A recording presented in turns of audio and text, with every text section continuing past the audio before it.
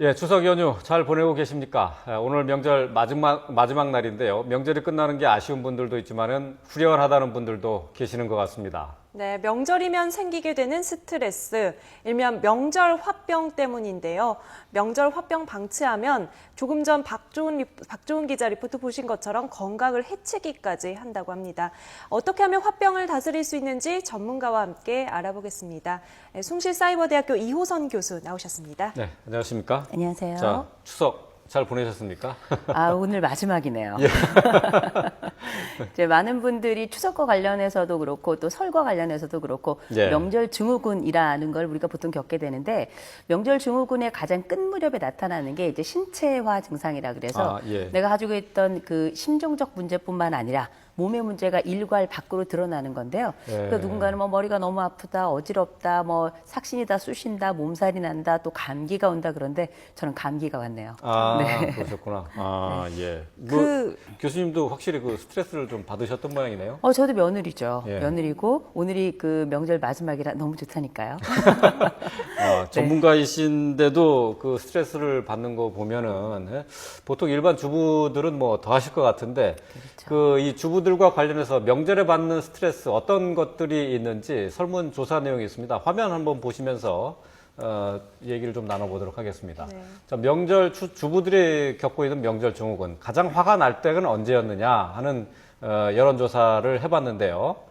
자, 49%에 해당하는 분들이 대답을 해주신 게 음식 준비에 바쁜데 남자들은 TV만 볼 때. 예, 그리고 그 다음이 19% 친정에 안 보내주거나 늦게 보내줄 때. 그리고 또 남편 내조 못한다고 잔소리 들을 때. 또 남편이 친정에서 잠만 잘 때 이렇게 조사 결과가 나와 있습니다. 자, 이게 네. 무료 온라인 교육 사이트에서 조사를 한 건데 이달 1일부터 15일 보름 동안 조사를 한 내용입니다. 네. 자, 여기 뭐 많은 것들이 여기서 시사가 되고 있는 것 같아요. 그렇죠. 이제 뭐 49%가 남편이 TV만 들고 TV 리모컨만 들고 예. 있을 때라고 얘기했는데 그 생각해 보면 뭐 수족이 멀쩡하잖아요. 그럼에도 불구하고 같이 요새는 맞벌이 부부도 많은데도 불구하고 굳이 이렇게 명절이 돼서 본가에 딱 가게 되면 자동적으로 리모컨을 잡게 되고 예. 그다음에 잡고 있다가 자고 자다가 친정에 늦게 가고 예. 늦게 가고서는 나중에 당신만 명절 지내냐고 이렇게 4종 세트를 다 갖추는 남편들도 아주 드물게 있는데요. 요새 남편들은 그래도 많이 그래도 눈치가 생겼다고 이야기하지만 그렇죠. 아직까지 우리가 가지고 있는 그 가정 내의 모습은 많이 변하지 않았기 때문에 아내로서는 좀 속상하기도 하고 좀 눈치 있는 남편이 좀 팔굽고 딱 나서가지고 오늘 이번 설거지는 내가 하겠다 이렇게 얘기하면 얼마나 좋아요. 네. 그 최근에 어떤 그 마을에 이런 플랜카드가 붙었더라고요. 며느라 어서 와라 이 올 추석 설거지는 시아버지가 하마 뭐 이런 게 예. 붙어 있기도 한데 시아버지들보다 더 눈치가 없는 게 아직까지도 우리 남편들이 아닌가 남편들. 싶어요. 네. 예. 근데 보시면 어머님들이 그냥 그러려니 하고 참고 넘어가시는 경우가 이제 매년 반복이 되는 것 같아요. 이럴 네. 때 좀 어떻게 좀 대처를 하거나 이야기를 해야 할까요? 사실은 지금 이제 젊은 며느리들은 사실 그렇게 옛날만큼 고생하지는 않습니다. 못 참죠, 이런 그렇죠. 상황에. 진짜 고생하는 세대는 지금 50대예요. 네. 아직도 위로는 그 이제 어른들이 생존에 계시고 네. 아래쪽으로는 아직 음식 문화도 잘 알지 못하는 젊은 세대가 며느리로 들어왔기 때문에 대부분 준비를 다 지금 50대, 60대 접어든 그 아직도 며느리이지만 시어머니이기도 한 양쪽의 역할을 다 하고 있는 분들인데 그분들이 아니더라도 사실은 명절 자체가 여성들에게 준 압박이 굉장히 큽니다. 네. 일의 양이 워낙에 많고 강도가 세고요. 또 하나는 이제 관계들이 굉장히 복잡하게 얽혀 있기 때문에 그런 심리적인 부분이나 실질적인 부분에 있어서 어려움이 많이 있는데 이 시점에 진짜 필요한 게 뭐냐면 위로죠. 이런 위로가 없으니까 작년에는 이제 가짜 기부스도 나온 거예요. 네. 이런 가짜 기부스라는 건 몇몇밖에 하지 않은 것이지만 심정적으로는 충분히 동조가 될 만하니 그게 막 이슈가 됐던 건데 올해는 사실 두 가지를 좀 준비하면 좋을 것 같습니다. 하나, 이제 남편들의 역할이 굉장히 큰 게 네. 이미 이제 대가족으로 잠시 모여 있다가 핵가족이 됐잖아요. 예, 예. 그럼 이제 핵가족에서 남편의 역할이 매우 중요할 텐데 첫 번째로는 이제 립 서비스가 너무너무 중요합니다. 그래서 이를테면 뭐 당신만 했나 뭐 이런 게 나도 힘들어 뭐 이러면 네. 바보입니다. 오히려 예. 역시 내가 내려가 보니 우리 집엔 당신이 없으면 우리 집에 안 돌아가. 예, 예. 당신 같은 여자랑 칭찬을 내가 어떻게 해주고, 결혼했나 예, 몰라. 이런 예. 립 서비스가 굉장히 마음에 있는 얼음을 녹일 거고요. 또 하나는 작은 선물을 좀 하나 했으면 좋겠습니다. 네. 어떤 선물이냐면 하나는 몸이 쉴 수 있는 일일 휴가. 아무것도 하지 않고 그냥 원하는 걸 하고 쉴 수 있는 일일 휴가를 좀 주시면 얼마나 좋을까? 네. 또 하나는 실질적인 선물이죠. 제일 좋은 건 역시 현금 아닐까 싶습니다. 네. 예. 그 명절에 이렇게 가족이 다 모이다 보면은 뭐 옛날부터 나왔던 얘기인데 이 저 고부 간의 갈등 이걸 또 빼놓을 수가 없는데요. 네. 며느리들이 그 시어머니한테 듣기 싫은 얘기들이 어떤 것이 있는지 그걸 저 조사를 해봤는데 네. 조사 내용을 한번 좀 보시겠습니다. 자, 이 시어머니한테 듣기 싫은 말, 자 이런 말은 참아주세요 하는 내용입니다. 자, 네. 첫 번째로 나온 게 이제 아범 얼굴이 까칠해진 것 같구나. 네? 이제 그동안 이제 내조가 별로 그렇게 신통치 않았다는 얘기가 되겠죠. 자, 나 같은 좋은 시어머니 없다. 자, 또 벌써 가니? 뭐 또 애 하나 더 가져야지 네. 하는 얘기. 또 집에서 놀지 말고 너도 돈 좀 벌어봐라. 네.